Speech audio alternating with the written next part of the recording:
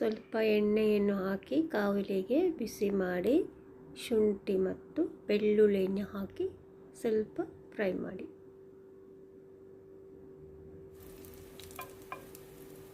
ಹಾಗೆಯೇ ಒಂದು ಈರುಳ್ಳಿಯನ್ನು ಹೆಚ್ಚಿ ಉದ್ದುದ್ದ ಸೀಳಿ ಹಾಕಿ ಅದು ಕೂಡ ಸ್ವಲ್ಪ ಹೊತ್ತು ಫ್ರೈ ಮಾಡಬೇಕು. ಈಗ ಹಸಿಮೆಣಸು ಕೂಡ ಸೇರಿಸಿ ಸ್ವಲ್ಪ ಹೊತ್ತು ಮಿಕ್ಸ್ ಮಾಡಿ.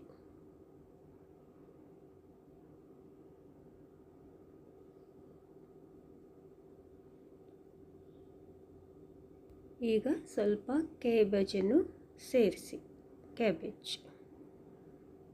ಅದು ಕೂಡ ಸ್ವಲ್ಪ ಸಾಟೆ ಮಾಡಿ. ಈಗ ಕ್ಯಾಪ್ಸಿಕಮ್ ಸೇರಿಸಿ ಅದು ಕೂಡ ಸ್ವಲ್ಪ ಹೊತ್ತು ಕೈಯಾಡಿಸಿ.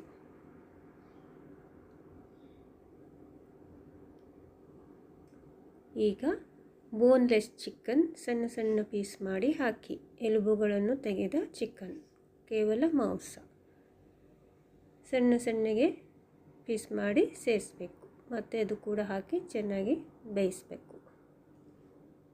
ಚೆನ್ನಾಗಿ ಮಿಕ್ಸ್ ಮಾಡಿ. ಈ ಥರ ಇದು ಚೈನೀಸ್ ಸ್ಟೈಲಲ್ಲಿ ನಾನು ಮಾಡ್ತಾಯಿದ್ದೀನಿ. ತುಂಬ ರುಚಿಯಾಗಿರ್ತದೆ, ಬೇಗ ಆಗುತ್ತೆ, ತುಂಬ ಸುಲಭ ಕೂಡ, ಎಲ್ಲರೂ ಇಷ್ಟಪಟ್ಟು ತಿಂತಾರೆ.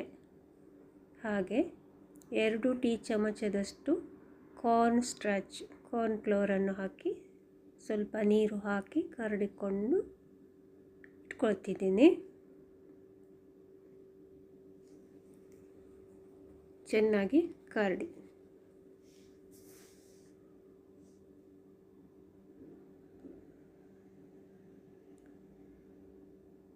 ಸ್ವಲ್ಪ ನೀರು ಸೇರಿಸ್ಕೊಳ್ಬೋದು.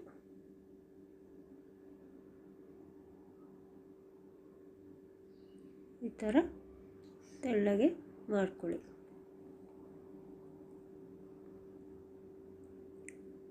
ಒಂದು ಬದಿಗೆ ಚಿಕನ್ನು ಬೇಯುತ್ತಾ ಬಂದಿದೆ. ಇದು ಬೇಗ ಬೇಯುತ್ತೆ ಚಿಕನ್, ಯಾಕಂದರೆ ಅದು ಚಿಕ್ಕ ಚಿಕ್ಕ ಪೀಸ್ಗಳು, ಬೋನ್ಲೆಸ್ ಪೀಸ್ಗಳು. ಈಗ ಸ್ವಲ್ಪ ಉಪ್ಪನ್ನು ಸೇರಿಸ್ತಾ ಇದ್ದೀನಿ, ಸ್ವಲ್ಪ ಜೀರಿಗೆ ಪುಡಿ ಆಪ್ಷನಲ್ಲು. ಚೆನ್ನಾಗಿ ಮಿಕ್ಸ್ ಮಾಡಿ. ಆಹಾ, ಎಂಥ ಘಮ. ಈಗ ಸ್ಪ್ರಿಂಗ್ ಆನಿಯನ್ ಸ್ವಲ್ಪ ಹಾಕಿದ್ದೀನಿ, ಸ್ವಲ್ಪ ಚೈನೀಸ್ ಸಾಲ್ಟ್ ಸೇರಿಸಿದ್ದೀನಿ.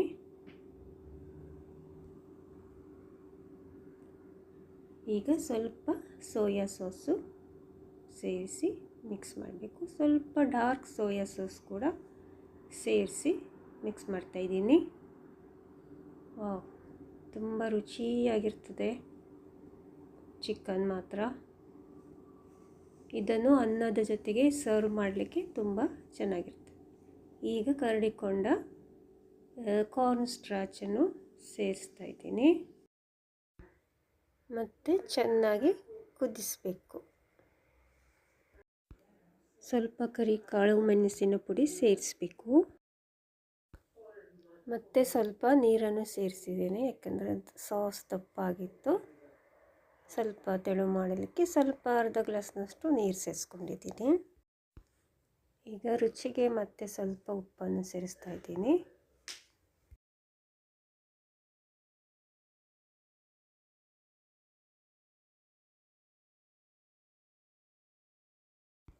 ನೋಡಿ ಎಷ್ಟು ಚೆನ್ನಾಗಿ ಕುದೀತಾ ಇದೆ, ಬಣ್ಣ ನೋಡಿ ಎಷ್ಟು ಚೆನ್ನಾಗಿ ಬಂದಿದೆ. ರುಚಿಕರವಾದ ಚಿಕನ್ ರೆಸಿಪಿ ಎಷ್ಟು ರುಚಿಯಾಗಿದೆ ಅಂದರೆ ಹೇಳತೀರದು. ತುಂಬಾ ರುಚಿಯಾಗಿದೆ. ಅನ್ನದ ಜೊತೆಗೆ ಸರ್ವ್ ಮಾಡಿ, ಸೂಪರಾಗಿರ್ತದೆ.